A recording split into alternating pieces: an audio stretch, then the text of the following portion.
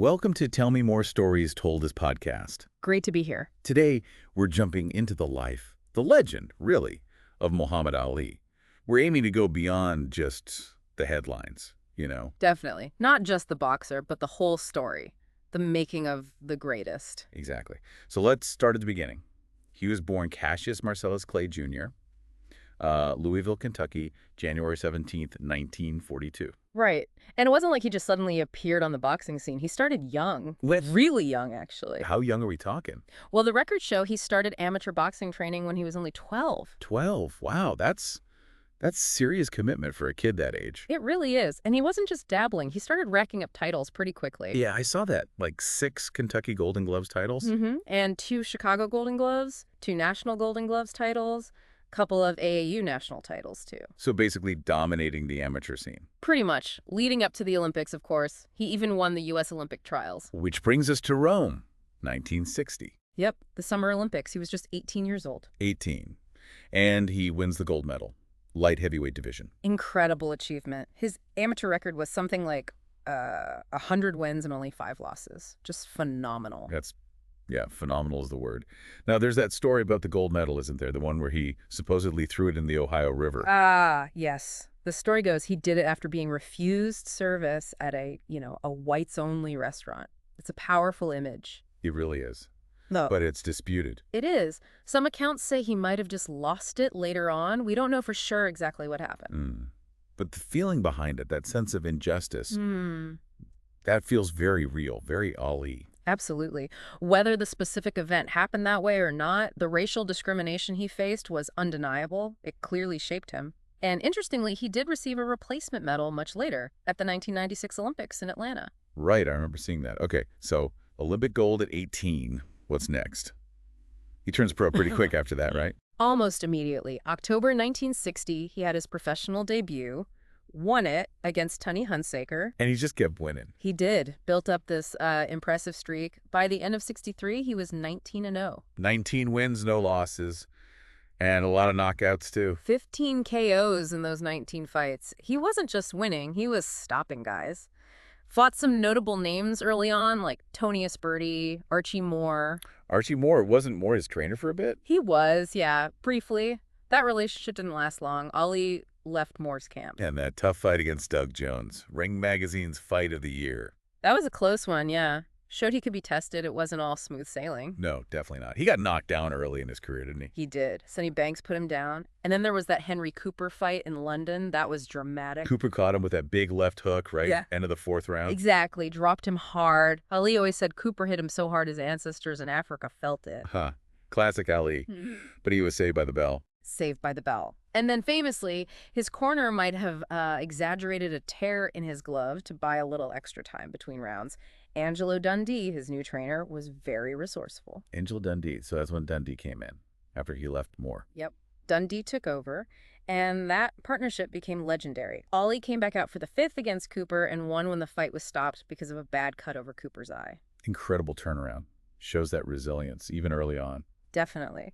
So with Dundee in his corner and that unbeaten record, he quickly became the #1 contender for the heavyweight title. Held by the fearsome Sonny Liston. The Big Bear. Liston was seen as, well, almost unbeatable. Intimidating presence, powerful puncher. And Ali was the underdog. Oh, a huge underdog. Something like 8-1 odds against him for that fight in Miami Beach, February 25th, 1964. But Ali wasn't intimidated, was he? The buildup was pure Ali. Pure theater. He taunted Liston relentlessly, called him the big ugly bear, said he smelled like a bear, promised to donate him to the zoo. Just trying to get inside Liston's head. Yeah, completely. And it seemed to work. At the weigh-in, Ali's pulse was reportedly sky high, like 120. Some thought it was fear, but Ali claimed it was because Liston was making him so angry. Classic psychological games. So the fight happens. And it's an upset for the ages. It really is. Ali's speed, his movement, Liston just couldn't cope with it. Ali was circling, jabbing, moving in and out. Liston looked confused. And Ali cut him, right? Which was rare for Liston. First time Liston had ever been cut in a fight, apparently. Under the eye in the 3rd round. Ali was proving everyone wrong. But then there was that weird moment. Yeah. End of the 4th round with Ali's eyes. Yeah, that's another layer of drama. Ali came back to the corner saying his eyes were burning, he couldn't see. "Cut the gloves off," he apparently yelled. What happened? Was it something Liston's corner used? That was the speculation. Maybe something on Liston's gloves or ointment used on his cuts got into Ollie's eyes. It's never been definitively proven, but something clearly affected his vision temporarily. So Dundee had to keep him in the fight. Dundee basically pushed him back out there, telling him to run, to stay away. Ollie somehow survived the 5th round, mostly blind. Unbelievable. His vision started to clear in the 6th, and he took control again. He dominated that round. And then... Liston didn't come out for the 7th. Nope. Quit on the stool. Said he had an injured shoulder. Yeah. Ollie went ballistic, running around the ring, shouting, Eat your words. Yeah. I am the greatest. "I shook up the world!" I'm the prettiest thing that ever lived. Iconic. Absolutely iconic. He'd done it. At 22, the youngest boxer at that point to take the title from a reigning heavyweight champion. Though not the youngest ever to win the title itself, right? Floyd Patterson was younger. Correct. But taking it from the champ, huge. And then, almost immediately after this massive win came another huge change. The name change. First to Cassius X, reflecting his initial involvement with the Nation of Islam, and then, shortly after, Elijah Muhammad gave him the name Muhammad Ali. A massive statement. Yeah. Connecting his identity, his faith, right to his championship moment. It really was. It signaled he wasn't going to be just another athlete. He was going to stand for something. Okay, so champion. Muhammad Ali. Then comes the rematch with Liston. May 1965. Lewiston, Maine, of all places. Yeah, a strange location. An even stranger fight over almost before it began. A phantom punch. First round, Ali throws a short right hand. Liston goes down and stays down, kind of rolling around. It looked odd. The count was confusing too, wasn't it? Total chaos. Referee Jersey Joe Walcott seemed unsure what to do. Ali was standing over Liston, telling him to get up. The fight officially lasted less than 2 minutes. Controversy erupted immediately. People cried fix. Oh, yeah. Theories flew everywhere. Was Liston threatened? Did he owe money? Did he take a dive? Slow motion replays show Ali did land a punch, but was it hard enough? It's still debated endlessly. So after that weirdness, he defends the title against Floyd Patterson later in '65. You're right. And there was bad blood there, or at least Ali generated some. Patterson refused to call him Muhammad Ali, kept using Cassius Clay. And Ali didn't like that one bit. Not at all. He called Patterson an Uncle Tom, taunted him mercilessly. The fight itself went 12 rounds before Ali won by TKO. But some people feel Ali carried Patterson, right? Punished him unnecessarily. There was definitely criticism that he prolonged the fight to humiliate Patterson for the name disrespect, though others think maybe some of that animosity was played up to sell tickets. Hard to say for sure. It's always that mix with Ali, isn't it? The showman and the competitor. Around this time, he also started his own promotion company. Yeah, Main Bout showed he was thinking about the business side, too, taking control. Smart move. But then, things take a very different turn. 1966, the draft. This is arguably the defining moment of his life outside the ring. He'd initially been classified 1Y, unfit for service, reportedly due to his reading and writing skills. But then the standards were lowered. And he was reclassified 1A, eligible for the draft. During the Vietnam War. Exactly. And Ali made it clear immediately he would refuse to serve if drafted. On what grounds? His religious beliefs as a minister in the Nation of Islam and his opposition to the war itself. That's when he made that incredibly famous statement. I ain't got nothing against no Viet Cong. No Viet Cong never called me nigger. Powerful words that just cut right to the heart of the matter for him. The hypocrisy of fighting for freedoms abroad that weren't fully realized for Black people at home. The reaction was immediate and fierce. Absolutely. The WBA stripped him of his title almost instantly. A scheduled fight against Ernie Terrell was canceled. The boxing establishment turned on him. But he kept fighting, just not in the U.S. initially. Right. He had fights in Canada, England, Germany, against George Chuvalo, another fight with Henry Cooper, Brian London, Carl Mildenberger. He kept winning. Beat Cleveland Williams in Houston, too, didn't he? Big indoor crowd for that one. Yeah, November '66. That was a dominant performance. But the draft issue wasn't going away. He formally declared himself a conscientious objector. Citing his religion. Explicitly. War is against the teachings of the Quran, he said. We are not supposed to take part in wars unless declared by Allah or the messenger. And he linked it directly to civil rights back home. That other famous quote, why should they ask me to put on a uniform and go 10,000 miles from home and drop bombs and bullets on brown people in Vietnam while so-called Negro people in Louisville are treated like dogs? And denied simple human rights. It perfectly articulated his position, the injustice he saw in both situations. So April 1967, he formally refuses induction into the U.S. Armed Forces. He showed up at the induction center in Houston, but when his name was called, he refused to step forward 3 times. And the consequences were severe. Arrested on the spot. Within hours, the New York State Athletic Commission suspended his boxing license and stripped him of his title. Other boxing commissions followed suit. He was effectively banned from boxing in the U.S. And faced prison time. He was convicted in June '67 for violating selective service laws, sentenced to 5 years in prison and a $10,000 fine. But he stayed out on bail while appealing. Yes. And during that time, something interesting happened. He became this incredibly popular speaker, especially on college campuses. Finding a new platform. Exactly. Giving speeches like Black is Best, connecting with young people, articulating the anti-war sentiment and Black pride. He became a major counterculture figure. Did he have support from other prominent figures? I remember reading about the Cleveland Summit. That was crucial. June '67, right after his conviction, top Black athletes like Bill Russell, Jim Brown, Kareem Abdul-Jabbar, then Lou Alcindor, gathered to publicly support Ali's stance. A huge statement of solidarity. So he's fighting this legal battle, unable to box in his prime years. For 3.5 years, basically. From age 25 to almost 29. Prime years for a heavyweight champion. Did he ever waver? Doesn't seem like it. He remained steadfast in his convictions, despite the pressure, the condemnation from many quarters, even death threats. He became a hero to many in the anti-war and civil rights movements. And eventually, the Supreme Court heard his case. They did. And in June 1971, in a unanimous decision, they overturned his conviction. On what grounds? Essentially, they found that the government hadn't properly stated why his claim for conscientious objector status based on his religious beliefs was denied. A huge legal victory. But those lost years, what did people like Dundee think about the impact on his boxing? They definitely felt it took something away, maybe some speed, some sharpness. Yeah. Bob Arum, who promoted some of his fights, later admitted he thought Ali was wrong at the time, but came to see the courage and importance of his stand. The exile undeniably changed the trajectory of his career. You know, thinking about that time away, it's probably a good moment to remind everyone listening to Tell Me More Stories Told This podcast.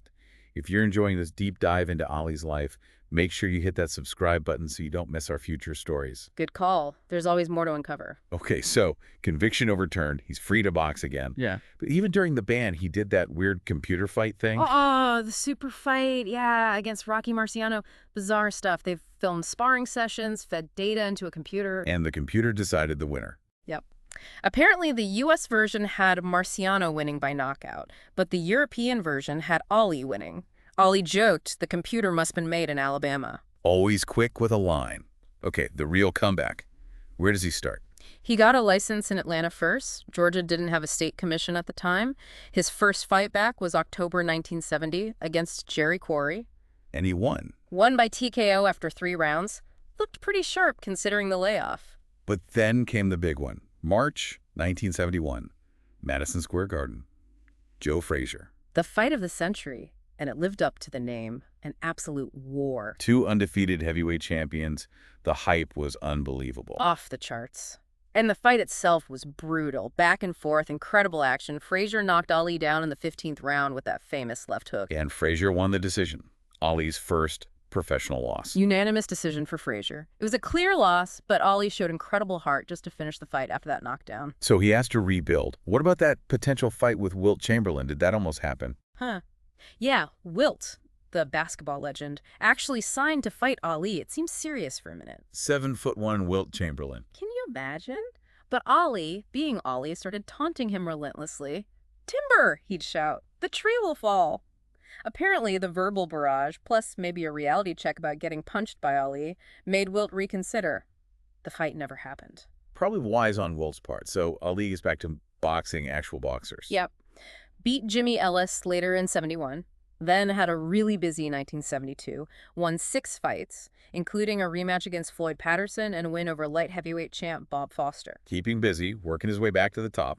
Then 1973, more big fights. Joe Bugner, and Ken Norton. Right. And for those fights, he wore that amazing white robe with People's Choice on the back. A gift from Elvis Presley. That's amazing. Two icons. Incredible connection. But that first Norton fight, that was rough. Norton broke his jaw, didn't he? Early in the fight, yeah. Ollie fought most of the bout with a broken jaw and lost a split decision. His second loss just showed Norton's toughness and awkward style. But they fought again. They did later that same year. Another incredibly close, tough fight. Ollie won this one, also by split decision, but it was very controversial. Many people thought Norton won again. So 2 losses now, but he's still right there in the mix.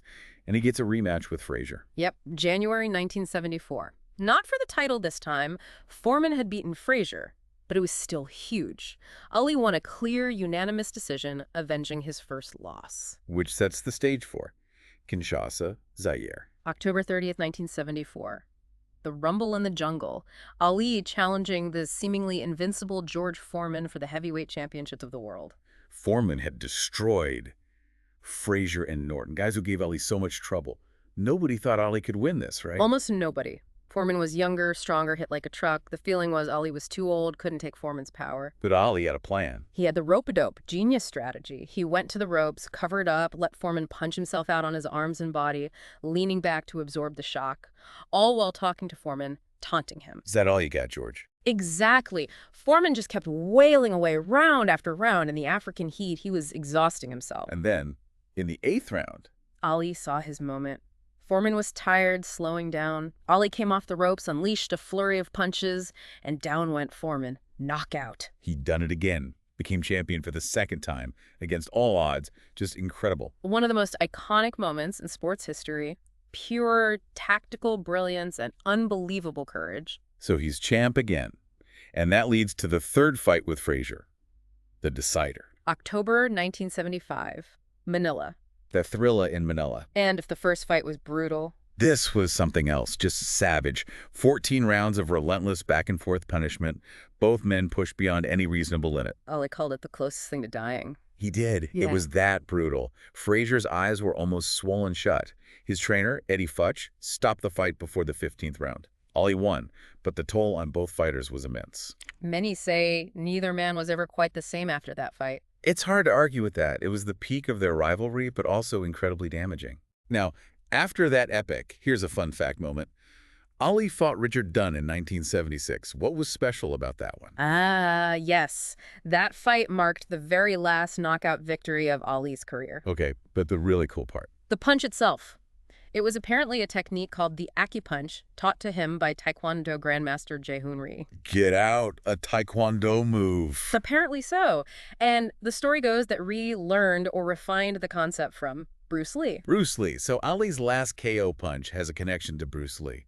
That's wild. It's a fascinating little piece of trivia, right? Yeah. Shows Ali was always looking for an edge, even incorporating ideas from other martial arts. Mind blown. Okay, something else weird happened in 76 too, right?